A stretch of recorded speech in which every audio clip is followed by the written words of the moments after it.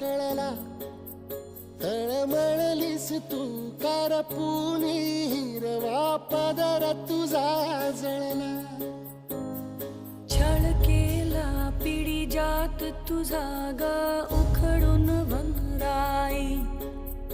अपराध किती झाले पण आता शरण तुला आई.